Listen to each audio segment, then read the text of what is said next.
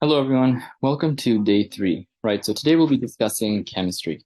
So first question, right? Which process is primarily a physical change? So physical changes pretty much just involve changing the state of matter, so solid to liquid to gas.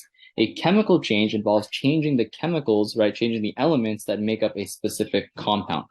So in this case here, a physical change, right, is clearly going to be a glass shattering, right? If a glass shatters, it's just changing in its state.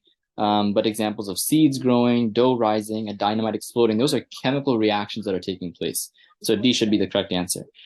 2, lotions are often stored in glass bottles to protect them from UV light. A cosmetic chemist is teaching what colored glass best protects a lotion. What should be his control group? So when you do an experiment, right, you have to compare your treatment, right, to some sort of group here to basically be certain that whatever thing that you're observing is due to that specific treatment, right? And so in this case here, if we are trying to test to see, if a colored glass is going to protect lotion, a default or a control group should just be a clear bottle, right? Because if we just have a clear bottle and we're not seeing any benefit, then that's going to, allow us to be conclusive that the color is going to then protect the lotion, right? So that's why our answer should be option choice A. Note that some people may have also wanted to choose option choice C, water in a clear glass bottle, but the only reason why that would not work is because now we're changing one of the variables, right, which was lotion. So you want to keep everything the same in an experiment. You just want to change one specific parameter.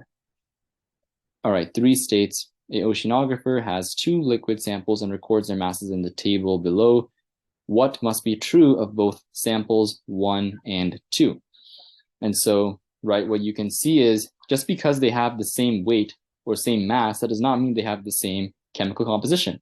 We can have different elements and rearrange them in different ways to get the same value. So clearly, the answer here, we can get rid of option choice A.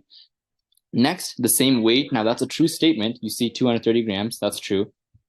C, they take up the same amount of space. Again, that's also not true because what if we're comparing a solid with a liquid with a gas, right? Each of these will take up different amounts of space in a container. So C is out, D is out, and therefore B should be the correct answer for number 3. Number 4, a food chemist is studying a solid sample. Which property is she least likely to measure? So the least likely property that she wants to measure is basically something like the effusion rate, because the effusion rate is ideal for gases and it measures how fast a gas will escape a container. So measurements like density, melting point, and toxicity, these are important parameters that should be measured and compared and contrasted to rule out if something is toxic or not. Lastly, for number 5, Dmitry Mendeleev created the first modern periodic table shown below in the late 1800s. How did he predict the existence of elements that had not been discovered yet? And so the answer to this, right, is he was really just organizing these elements based on patterns of reactivity. So for example, like what you're seeing here in this group 1, these are known as the alkaline metals, or you have group 2, the alkaline earth metals. And these are very, very reactive, right? Because these elements want to give up their electrons to achieve what's called a proper octet configuration.